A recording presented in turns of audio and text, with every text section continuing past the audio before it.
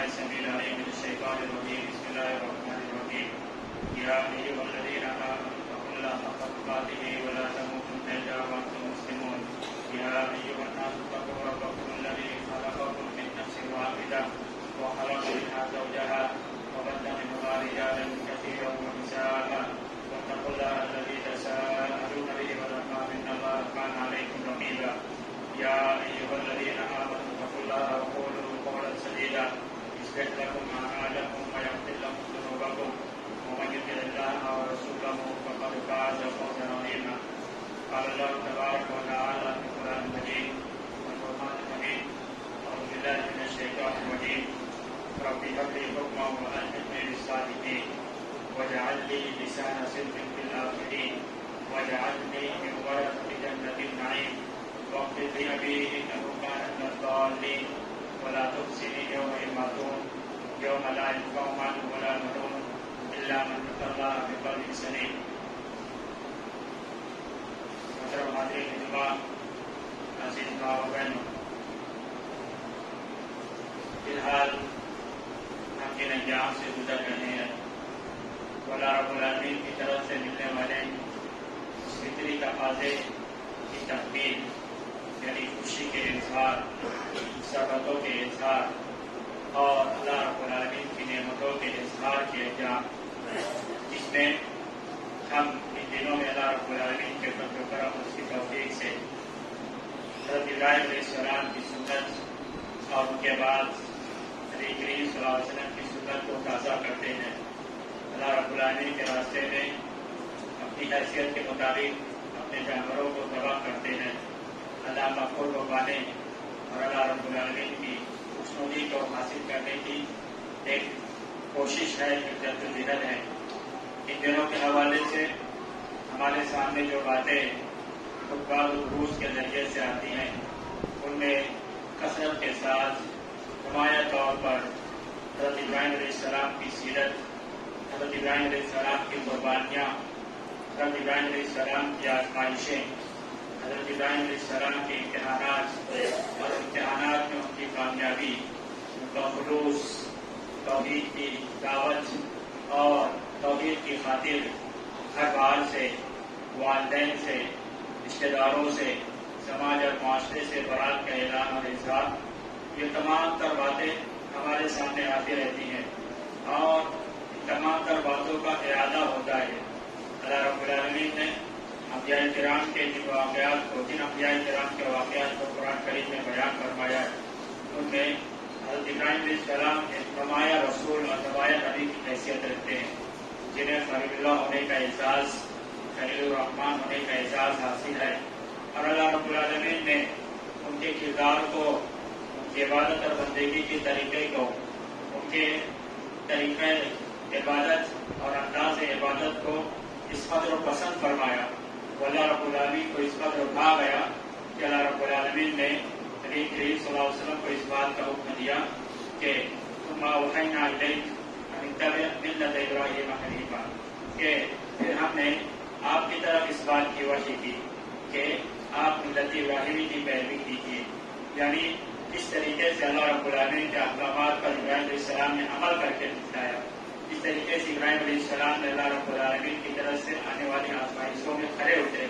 اس طریقے سے اللہ رب العالمین کے حکم پر حضرت ابراہیم علیہ السلام نے قربانیاں پیش کی، آزمائشوں سے گزرے۔ تو جب بھی آپ کے سامنے بھی اللہ کا کوئی حکم آتا ہے، جب بھی آپ کے سامنے بھی زندگی کے نشو و فراز میں کچھ مصیبت اور کچھ آزمائش کے مرحلے آتے ہیں، تو آپ کو ابراہیم علیہ السلام کی زندگی دیکھنا ہے، ابراہیم علیہ السلام کا کردار دیکھنا ہے کہ انہوں نے کیسے کیا تھا، ہمیں بھی ویسے ہی کرنا ہے، وہی ملت، وہی طریقہ، وہی انداز، وہی کیفیت اختیار کرنی ہے جو حضرت ابراہیم علیہ السلام کا تھا۔ ابراہیم علیہ السلام کی سیرت کے جن پہلوؤں پر اللہ رب العالمین نے بڑی تفصیل کے ساتھ قرآن کریم کے مختلف مقامات پر روشنی ڈالی، ان میں سے ایک بڑی عظیم چیز حضرت ابراہیم علیہ السلام کی دعائیں ہیں۔ ابراہیم علیہ السلام کی وہ دعائیں جو قرآن کریم کی مختلف صورتوں میں، مختلف آیتوں میں اللہ رب العالمین نے بیان کی، وہ اپنے آپ میں عظیم الشان دعا ہے، اپنے آپ میں بہترین دعا ہے، اور انبیاء کرام کی دعاؤں کو آپ قرآن کریم میں پڑھیں گے خود نبی کریم صلی اللہ علیہ وسلم کی بتائی ہوئی دعاؤں کو پڑھیں گے، چاہے وہ عبادت کے اندر پڑھی جانے والی دعائیں ہیں یا مخصوص کاموں کو انجام دینے سے پہلے اور بعد میں پڑھی جانے والی روزمرہ کی دعائیں ہیں، یا پھر عام حالات میں کی جانے والی دعائیں ہیں۔ ان دعاؤں میں اور ہماری اپنی دعاؤں میں جو نمایاں فرق آپ کو نظر آئے گا، جو نمایاں فرق ہم محسوس کرتے ہیں، وہ ہے کہ انبیاء کرام نے جب بھی اللہ تعالیٰ سے دعا کی تو ایمان اور عمل صالح کی دعا کی، جب بھی اللہ تعالیٰ سے دعا کی تو دین اور عقیدے کی سلامتی کی دعا کی، جب بھی اللہ تعالیٰ سے دعا کی تو اللہ کی رضا اور خوشنودی کا سوال کیا، جب بھی اللہ تعالیٰ کے سامنے ہاتھ اٹھایا تو آخرت کی کامیابی کا، جہنم کے عذاب سے بچاؤ کا، برزخی زندگی میں عافیت کا ضرور آپ کو دعاؤں میں تذکرہ ملے گا۔ اور ہماری دعا میں کیا ہوتا ہے؟ ہماری دعا میں دنیا ہے، ہماری دعا میں دنیا کی چھوٹی موٹی نعمتیں ہیں، ہماری دعا میں نوکری ہے، ہماری دعا میں رشتے ہیں، ہماری دعا میں دنیا کی ملنے والی چھوٹی موٹی کامیابی ہے۔ اس کے علاوہ ہماری دعا میں اور کچھ نظر نہیں آتا۔ اسی بات کو نمایاں کرنے کے لیے ابراہیم علیہ السلام کی چند دعاؤں کا تذکرہ کریں گے۔ خطبہ مدینہ کے بعد سورۃ الشعراء اور 19 پارے کی چند آیتیں آپ کے سامنے پیش کی گئی۔ یہ آیتیں ابراہیم علیہ السلام کی دعا ہی ہے۔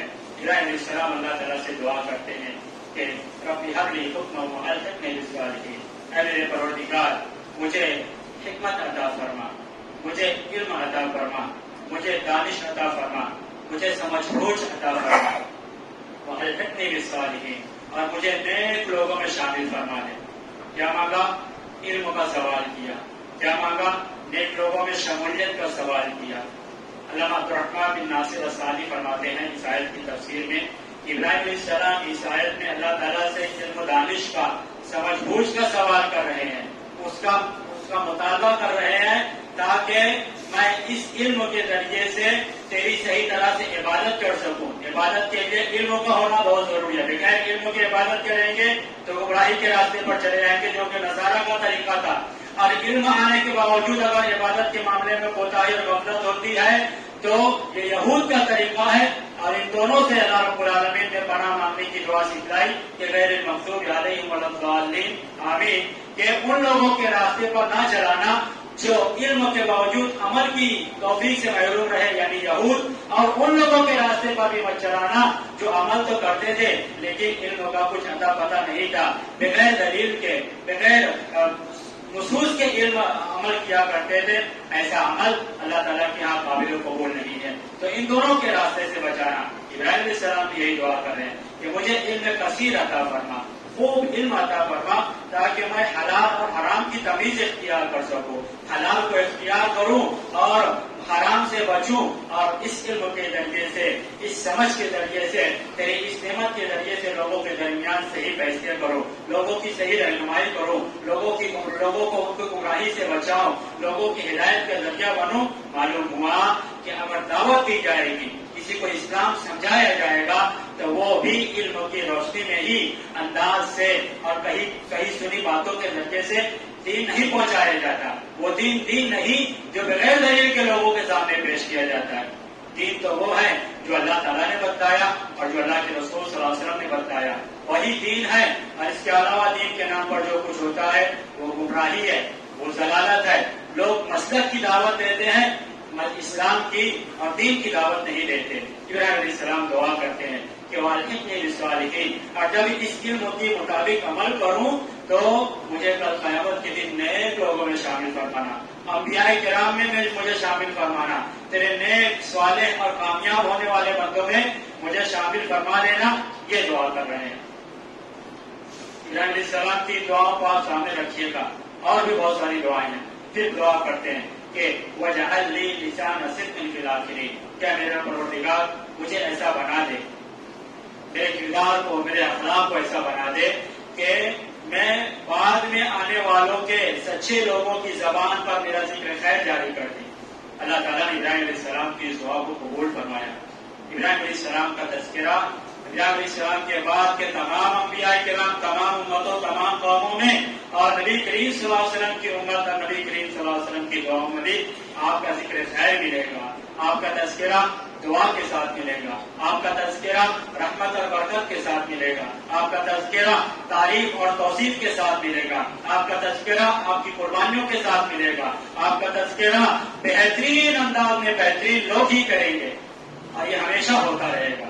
اللہ رب العالمین نے دعا کی قبولیت کا اشارہ سورہ صافات میں دیا کہ وَتَرَكْنَا عَلَيْهِ فِي الْآخِرِينَ، کہ ہم نے بعد والوں میں ابراہیم علیہ السلام کو چھوڑ دیا، یعنی ان کا ذکر باقی رکھا۔ سلام علی ابراہیم، خود اللہ تعالیٰ دعا کر رہا ہے، اللہ تعالیٰ ابراہیم علیہ السلام کے لیے سلامتی بھیج رہا ہے کہ سلام علی ابراہیم، کہ سلامتی ہو ابراہیم علیہ السلام پر، انہ من عبادنا المؤمنین، ابراہیم علیہ السلام ہمارے نیک بندوں میں سے تھے۔ یہ بھی دعا کیسے ذکر خیر باقی رکھا ابراہیم علیہ السلام کا؟ ہم سمجھتے ہیں کہ بقرعید کے موقع پر، عید الاضحیٰ کے موقع پر ابراہیم علیہ السلام کی سیرت کو سنتے سناتے ہیں تو ابراہیم علیہ السلام کا ذکر ہے۔ ٹھیک ہے، یہ ابراہیم علیہ السلام کا تذکرہ ہم دروس و خطبات اور آپس کی بات چیت میں اور عبادات اور قربانی کے حوالے سے کرتے ہیں، لیکن آپ دیکھیں گے ابراہیم علیہ السلام کا تذکرہ تو اللہ تعالیٰ نے قرآن کریم کے مختلف صورتوں اور مختلف آیتوں میں کیا۔ تو اس بات کی دلیل ہے کہ جب جب قرآن پڑھا جائے گا، جب جب قرآن کی تلاوت کی جائے گی، ابراہیم علیہ السلام کا ذکر ہو رہا ہے۔ کون قرآن پڑھتا ہے؟ قرآن کی تلاوت کون کرتا ہے؟ آپ دیکھیے، آدمی خود اپنے شب و روز کو کھنگالے، اپنے معمولات کو کھنگالے کہ اللہ تعالیٰ اسے اپنی کتاب کی تلاوت کی کتنی توفیق دیتا ہے، دنیا کمانے کے لیے اس کے پاس کتنا وقت ہے، دیگر شوق اور دیگر ضروریات کو پورا کرنے کے لیے آدمی کتنا وقت نکالتا ہے، کتنی کاجی بتاتا ہے، اور قرآن کی تلاوت کے لیے کتنا وقت نکالتا ہے۔ بتانے کا مقصد یہ ہے کہ اللہ تعالیٰ کی کتاب کی تلاوت کی توفیق روزانہ مخصوص اوقات کے ساتھ ہر کسی کو نہیں ملتی، یعنی وہ خاص بنتے ہیں، وہ محبوب بنتے ہیں جن کو اللہ تعالیٰ اپنی کتاب کو کھول کر پڑھنے اور سمجھنے کی توفیق دیتا ہے۔ یہ خاص اور محبوب بندے اللہ تعالیٰ کے سامنے جب کتاب کی تلاوت کرتے ہیں تو اس میں علیہ السلام کا ذکر ہوتا ہے۔ دوسرا، نماز کی توفیق ہر کسی کو نہیں ملتی۔ ہماری جمعہ کی نماز میں مسجدوں کی آبادی اور اس کے چند گھنٹے بعد پورے ہفتے ہونے والی نمازیں اور ہماری مسجد کا ماحول اس بات کی گواہی دیتا ہے کہ ہمارے ہاں نمازوں کا وہ اہتمام نہیں ہے جو ہونا چاہیے، اور نمازوں کی توفیق بھی اور 5 وقتہ نمازوں کی توفیق بھی ہر کسی کو نہیں ملتی۔ یہ بھی اللہ تعالیٰ کا خاص فضل و کرم ہے جو اپنے مخصوص بندوں کو اللہ تعالیٰ ان کی سوچ، ان کی فکر، ان کی دعا، ان کی کوشش اور جدوجہد کے نتیجے میں انہیں عطا فرماتا ہے۔ اب نماز پڑھتے ہیں تو یعنی بہترین بندے، چنندہ بندے، منتخب بندے، اللہ تعالیٰ کے محبوب بندے نماز پڑھ رہے ہیں، اور ان محبوب لوگوں کی زبان پر اللہ تعالیٰ نماز میں ابراہیم علیہ السلام کا ذکر کرواتا ہے۔ اللہم صلی علی محمد وعلی آل محمد، تشہد میں دعا کرتے ہیں کہ اللہ محمد صلی اللہ علیہ وسلم پر اور محمد صلی اللہ علیہ وسلم کے آل اولاد پر، ان کے آل اصحاب پر ویسے ہی رحمتیں نازل فرمانا، ویسے ہی برکتیں نازل فرمانا۔ کیسے؟ کما بارکت علی ابراہیم کما صلیت علی ابراہیم وعلی آل ابراہیم، جیسا کہ ابراہیم علیہ السلام اور ان کی اولاد پر تو نے برکتیں نازل فرمائی، جیسا کہ تو نے ابراہیم علیہ السلام اور ان کی اولاد پر رحمتیں نازل فرمائی۔ مطلب یہ ہوا کہ برکتیں اور رحمتیں تو ہر ایک بہت سارے لوگوں کو ملتی ہے، تمام انبیاء کرام کو ملی، تمام رسولوں کو ملی، تمام مومنین کو ملتی ہے، لیکن جیسی رحمت ابراہیم علیہ السلام اور ان کی اولاد کو ملی، جیسی برکت اللہ تعالیٰ نے ابراہیم علیہ السلام اور ان کی اولاد پر نازل فرمایا، ویسی ہر کسی کو نہیں ملی۔ اسی لیے نبی کریم صلی اللہ علیہ وسلم کے اور آپ کے اصحاب کے حق میں جب دعائیں رحمت اور برکت کی جا رہی ہے تو ایک نمونہ پیش کیا جا رہا ہے، وہ ہے ابراہیم علیہ السلام کا نمونہ، وہ ابراہیم علیہ السلام کا اسوہ کہ ایسے ہی رحمتیں اور برکتیں نازل فرمانا۔ کیا معلوم ہوا؟ یہ ذکر خیر عبادت کے دوران عظیم ترین عبادت، توحید کے بعد الاطلاق اگر کوئی عظیم عبادت ہے وہ نماز کی پابندی ہے، شرک کے بعد اگر کوئی سب سے بڑا گناہ ہے تو وہ نماز کا چھوڑنا ہے۔ اس نماز میں بہترین بندے بہترین انداز میں رحمت اور برکت کی دعا کے ساتھ ابراہیم علیہ السلام کا ذکر کر رہے ہیں، یعنی ابراہیم علیہ السلام کی دعاؤں کو اللہ تعالیٰ نے قبول فرما لیا، اور پھر دعا کرتے ہیں وَاجْعَلْنِي لِسَانَ صِدْقٍ فِي الْآخِرِينَ وَاجْعَلْنِي مِن وَرَثَةِ جَنَّةِ النَّعِيمِ، اے میرے پروردگار مجھے جنت کی نعمتوں کا وارث بنا دے۔ جنت نعمتوں سے بھری ہوئی ہے۔ ابراہیم علیہ السلام اللہ تعالیٰ کے خلیل ہیں، اللہ تعالیٰ کے جگری دوست ہیں۔ بظاہر ابراہیم علیہ السلام کو اس دعا کی ضرورت نہ تھی، وہ دعا نہ بھی مانگتے تو وہ جنت میں داخل کیے جائیں گے، لیکن اس کے باوجود دعا ہے اس کے باوجود کوشش ہے، اس کے باوجود اللہ سے گزارش ہے، اس کے باوجود اپنے پروردگار سے التجا ہے کہ میں نبی اور رسول ہوں، میں تیرا خلیل ہوں، سب کچھ اپنی جگہ، میرا بھی کچھ فرض ہے، میری بھی کچھ ذمہ داری ہے، اور وہ ہے دعا کرنا، جنت میں داخل ہونے کی دعا کرنا، جنت کی نعمتوں کو پانے کی دعا کرنا. وجعلنی من ورثۃ جنت النعیم واغفر لی ابی انہ کان من الضالین. اے میرے پروردگار میرے والد کو، میرے باپ کو بخش دے، یقیناً وہ گمراہ لوگوں میں سے تھا. ابراہیم علیہ السلام نے یہ دعا اس وقت مانگی. علماء مفسرین کی تقریباً تمام علماء مفسرین کا کہنا ہے کہ ابراہیم علیہ السلام نے یہ دعا اس وقت مانگی جب آپ کو اپنے مشرک باپ کی مغفرت کی دعا سے منع نہیں کیا گیا تھا، اور ابراہیم علیہ السلام نے یہ دعا اس لیے مانگی، انہوں نے اپنے باپ سے وعدہ کیا تھا کہ سأستغفر لک ربی، یقیناً میں آپ کے لیے اپنے پروردگار سے استغفار کی ضرور دعا کروں گا. تو وعدے کی تکمیل بھی کی اور منع نہیں کیا گیا تو دعا مانگ لی. جب منع کر دیا گیا تو ابراہیم علیہ السلام اپنے مشرک باپ کی مغفرت کی دعا سے باز آ گئے، رک گئے اور کہا کہ وقت ابھی نہ کان من الضالین. معلوم یہ ہوا کہ اولاد اپنے والدین کے لیے ضرور دعا کرنی چاہیے، اولاد کو اپنے والدین کے لیے ضرور دعا کرنی چاہیے. کس بات کی دعا؟ زندگی میں امن و سکون کی دعا، زندگی میں کامیابی کی دعا، زندگی میں صحت اور تندرستی کی دعا. اور ان تمام چیزوں سے بڑھ کر اپنے والدین کے لیے جو دعا کرنی چاہیے وہ یہ ہے کہ ہمارے والدین مرنے کے بعد کل قیامت کے لیے بخش دیے جائیں. مغفرت کی دعا پھر دعا کرتے ہیں کہ ولا واغفر لی ابی انہ کان من الضالین ولا تخزنی یوم یبعثون. کہ میرے پروردگار جس دن لوگ اٹھائے جائیں گے، جب قیامت قائم ہوگی، جب آخرت کا دن ہوگا، اس دن مجھے رسوا نہ کرنا، مجھے ذلیل مت کرنا. کتنا خوف ہے، کتنا احساس ہے ابراہیم علیہ السلام کو آخرت کے دن کی ذلت و رسوائی سے بچنے کا، کہ دنیا میں دعا کر رہے ہیں. تھوڑا سوچئے کہ ابراہیم علیہ السلام کل قیامت کے دن ذلیل و رسوا ہوں گے. کل قیامت کے دن دو لوگوں کے چہرے ان کی کامیابی اور ناکامی کی گواہی دیں گے. قیامت ابیض وجوہ واسود وجوہ، جس دن کچھ چہرے سفید اور روشن ہوں گے، پرنور ہوں گے، اور کچھ چہرے سیاہ ہوں گے، کالے پڑے ہوئے ہوں گے. وَأَمَّا الَّذِينَ اسْوَدَّتْ وُجُوهُهُمْ فَفِي النَّارِ وَأَمَّا الَّذِينَ ابْيَضَّتْ وُجُوهُهُمْ فَفِي رَحْمَةِ اللَّهِ. اور رہے روشن چہرے والے تو وہ تو اللہ تعالیٰ کی رحمتوں میں ہوں گے، اور رہے کالے اور سیاہ چہرے والے تو وہ تو جہنم میں داخل کر دیے جائیں گے. کیا ابراہیم علیہ السلام نیکوکار نہیں تھے؟ کیا ابراہیم علیہ السلام اللہ تعالیٰ کی عبادت گزار بنتے نہیں تھے؟ کیا ابراہیم علیہ السلام اپنی نیکیوں کی وجہ سے، اپنے اعمال کی وجہ سے اس بات کے لیے فکر مند تھے کہ قیامت کے دن وہ ناکام ہو جائیں گے؟ نہیں. سب کچھ اپنی جگہ، کامیابی کی ضمانتیں ہیں، کامیابی کی خوشخبریاں اور نویدیں ہیں، لیکن اس کے باوجود قیامت کے دن کی رسوائی سے بچنا چاہتے ہیں، قیامت کے دن کی ذلت سے بچنا چاہتے ہیں. یعنی اصل ذلت قیامت کے دن کی ذلت ہے جب ساری انسانیت کے سامنے گنہگار ذلیل ہوگا، اور اصل عزت قیامت کے دن کی عزت ہے جب ساری انسانیت کے سامنے آدمی کو اس کا نامہ عمل دائیں ہاتھ میں اعزاز اکرام کے ساتھ دیا جائے گا. ابراہیم علیہ السلام دعا کرتے ہیں کہ مجھے قیامت کے دن کی رسوائی سے بچا لینا. ولا تخزنی یوم یبعثون یوم لا ینفع مال ولا بنون الا من اتى الله بقلب سلیم. کل قیامت کے دن نہ مال کام آئے گا، نہ بیٹے کام آئیں گے. کام آنے والی چیز ہے تو وہ قلب سلیم ہوگا، وہ صاف ستھرا دل ہوگا. شرک، بدعت، غیر اللہ کی محبت، نفاق، حسد، جلن، کینہ، کپٹ جیسی بری خصلتوں سے پاک صاف دل جو اللہ تعالیٰ کی بارگاہ میں لے کر پہنچے گا، وہی شخص کامیاب ہونے والا ہے. اور یہ دل اس کی کامیابی کی ضمانت ہے. نہ بیٹے اولاد کامیابی کا ذریعہ ہوں گے، اور نہ ہی دنیا میں کمایا گیا مال دنیا کل قیامت کے دن کامیابی کا باعث ہوگا، بلکہ بعض حالتوں میں یہ مال آدمی کے لیے باعث وبال ہوگا، باعث عذاب ہوگا. دو صورتوں میں. پہلی صورت یہ ہوگی کہ آدمی نے خوب مال کمایا لیکن اس کی زکات ادا نہیں کی، تو یہ مال کل قیامت کے دن اس کے لیے سخت ترین عذاب کا سبب بنے گا.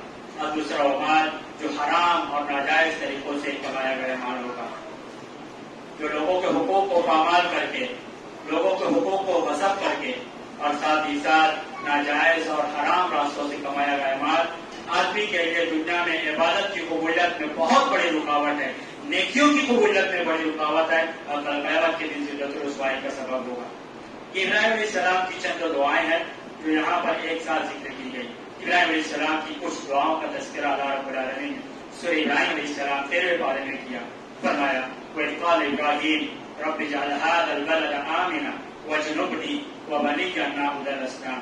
کہ اس وقت کو یاد کیجیے.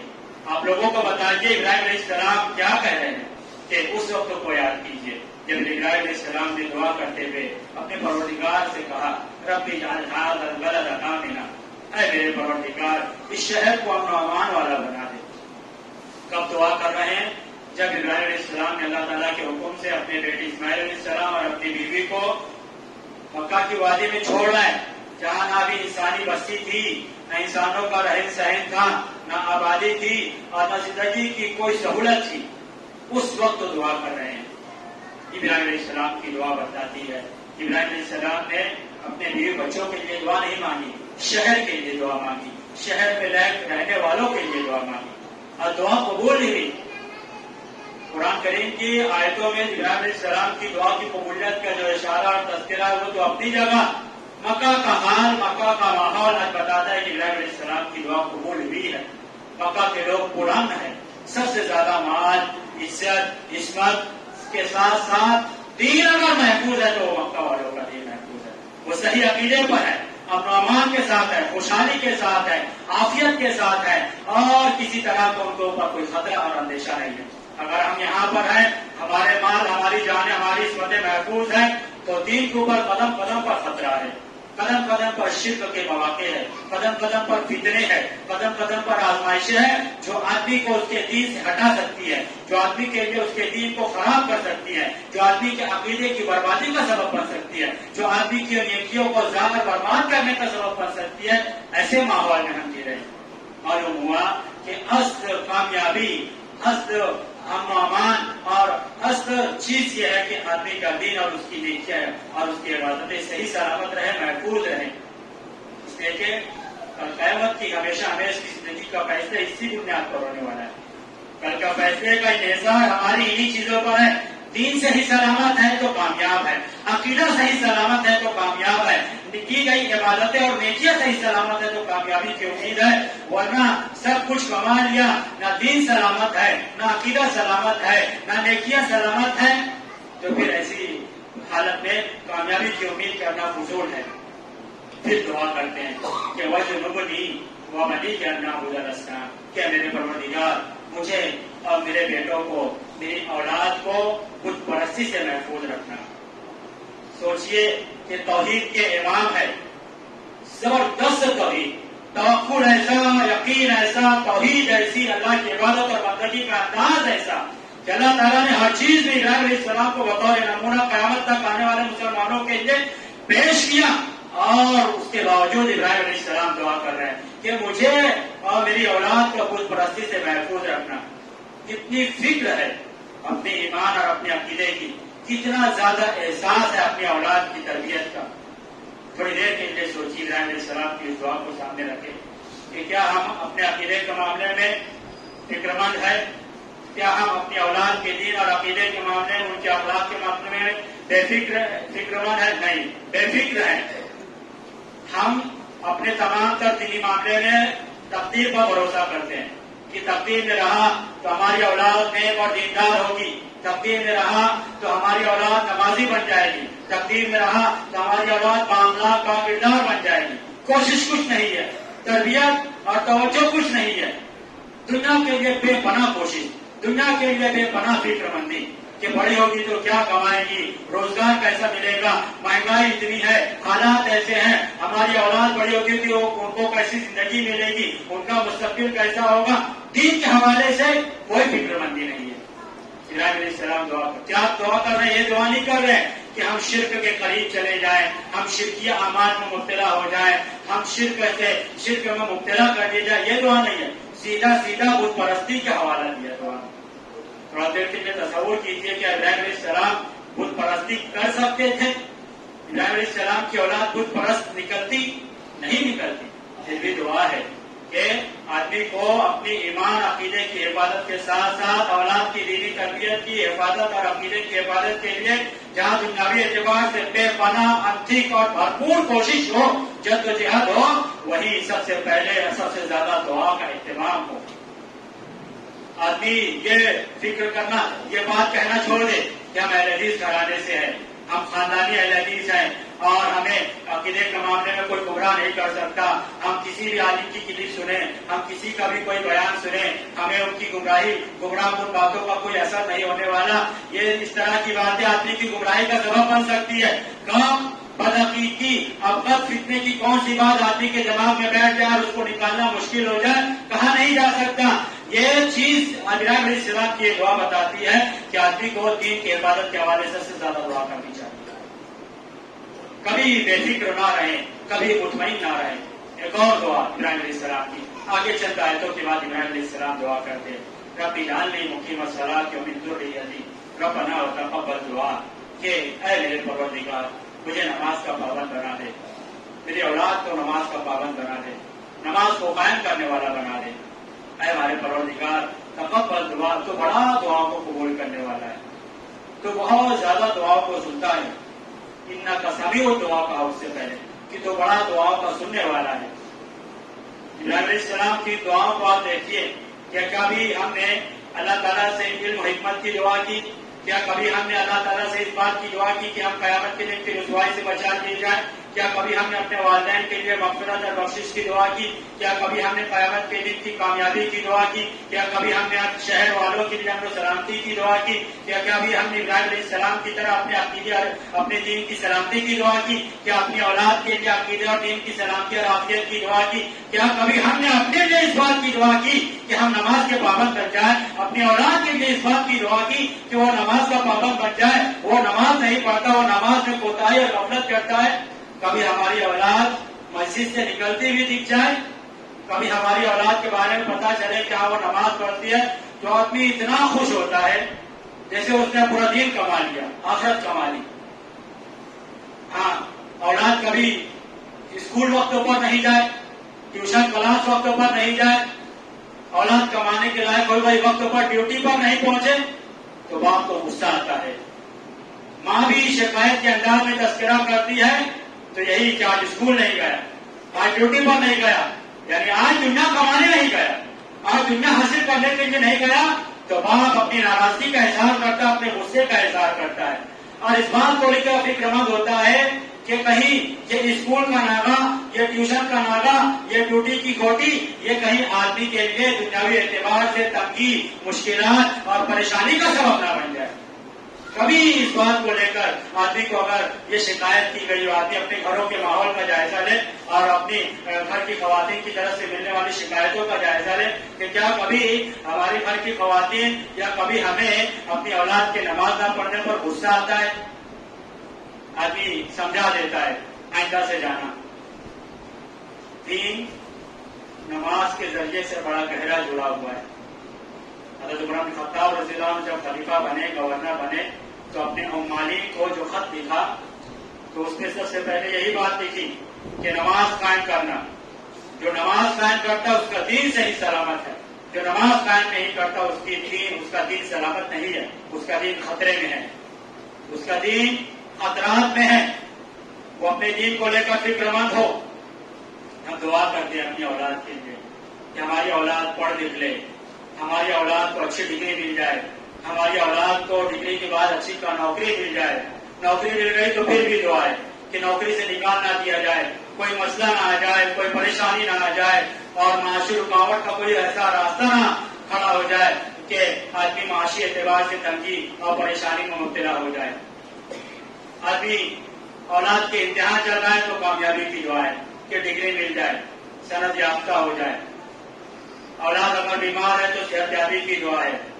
اولاد کا اگر رشتہ نہیں لگ رہا ہے تو رشتہ لگ جائے، دعا ہو رہی ہے. اگر آدمی کسی گھریلو تنازع پریشانی میں مبتلا ہو جائے تو کل تک نماز نہیں پڑھتا تھا، پہلی صف میں کھڑا ہونے لگا. کیوں؟ دنیا حاصل کرنے کے لیے. کیوں؟ دنیا پانے کے لیے کھڑے ہو رہے ہیں. اللہ کے سامنے ہاتھ اٹھا رہے ہیں جو ساری کائنات کے خزانوں کا مالک ہے، تو اس کے سامنے ہاتھ اٹھا رہے ہیں تو چند ہزار نوکری کے لیے ہاتھ اٹھا رہے ہیں. ہماری دعاؤں میں نہ دین کا پتہ ہے نہ آخرت کا کوئی پتہ ہے. جو ہوگا دیکھا جائے گا. اللہ بڑا غفور رحیم ہے، اللہ تعالیٰ بڑا تواب ہے. اللہ رب العالمین بڑا رحم کرنے والا ہے، ایسے ہی سب کو معاف کر دے گا، جنت میں داخل کر دے۔ رہی بات دنیا کی تو ہمیں قدم قدم پر محنت کرنا ہے، قدم قدم پر مشورے لینا ہے، قدم قدم پر کوشش ہے، قدم قدم پر جدوجہد ہے، اس کے بعد دعا ہے تو وہی دنیا کے لیے دعا ہے اور کچھ نہیں ہے۔ بتانے کا مقصد یہ کہ ابراہیم علیہ السلام کے حوالے سے یہ انجام آپ کی سیرت کو ہم سنتے سناتے ہیں۔ دعاؤں کا تذکرہ اس لیے کیا گیا کہ ہمیں ان باتوں کے تناظر میں دو باتوں کی بڑی شدید ضرورت ہے۔ پہلی چیز یہ کہ ہم دعا کرنا سیکھیں، ہم دعا کرنا سیکھیں۔ ابراہیم علیہ السلام کی دعائیں ہمیں بتاتی ہے کہ ہماری دعائیں ٹھیک ٹھاک نہیں ہے، ہمیں اپنی دعا کے انداز، اپنی دعا کے اندر سوالات، دعا کے اندر کے مطالبات بدلنے ہوں گے۔ اور دوسرا یہ ہمیں درس دیتی ہے کہ ہم اپنی دعاؤں میں دین کا بڑے اچھے انداز میں، پہلے اچھے انداز میں اور آخرت کی کامیابی کا بھلے انداز میں تذکرہ ضرور کریں۔ کامیابی ایسی نہیں ملتی جب ہم دنیا کی چھوٹی کامیابی کے لیے ایک طرف خون پسینہ رات دن ایک کیے جا رہے ہیں اور دعا کر رہے ہیں تو دنیا کی چھوٹی کامیابی ملتی ہے، تو آخرت کی اتنی بڑی کامیابی صرف ایسے ہی بھروسے پر مل جائے گی؟ نہیں ملے گی۔ ابراہیم علیہ السلام کی یہ سیرت ہمیں بتاتی ہے کہ ہمیں دعا کرنا سیکھنا چاہیے اور ہماری اپنی دعاؤں میں تبدیلی آنا چاہیے۔ اللہ تعالیٰ سے دعا ہے کہ ہمیں احکامات کو سمجھنے اور اس کے مطابق عمل کی توفیق دے، ہمیں ان دعاؤں کو یاد کرنے کی توفیق دے جو تیرے خلیل ابراہیم علیہ السلام نے اپنے الفاظ میں تجھ سے دعا کی۔ وہ دعائیں تجھے بڑی پسند ہے اس لیے کہ تو نے اپنے کلام میں اس کا ذکر کیا، اسی انداز میں، اسی کیفیت کے ساتھ، اسی خوشو اور خضوع کے ساتھ، اسی خلوص کے ساتھ ہمیں بھی دعا کرنے کی توفیق عطا فرما۔ ہمیں اس بات کی توفیق دے کہ ہم تجھ سے جب بھی ہاتھ اٹھا کر دعا مانگے تو دین کی سلامتی، عقیدے کی سلامتی پر ضرور تذکرہ کریں۔ ہمیں اس بات کی توفیق عطا فرما کہ ہم اپنے آپ کے لیے نمازی بنائے جانے، اپنی اولاد کے نماز کے قائم کرنے کی دعا کریں۔ ہمیں اس بات کی توفیق عطا فرما کہ ہم جب تجھ سے دعا کریں تو آخرت کی کامیابی کی دعا کریں اور آخرت کی نجات کی دعا کریں۔ جب تو دنیا میں زندہ رہ، صحیح عقیدے پر، ایمان پر، توحید پر، اسلام پر زندہ رہ، ہمارا خاتمہ فرما دے، اسلام پر، توحید پر، ایمان پر ہمارا خاتمہ فرما۔ اقول قولی ھذا واستغفر اللہ لی ولکم ولسائر المسلمین من کل ذنب فاستغفروہ انہ هو الغفور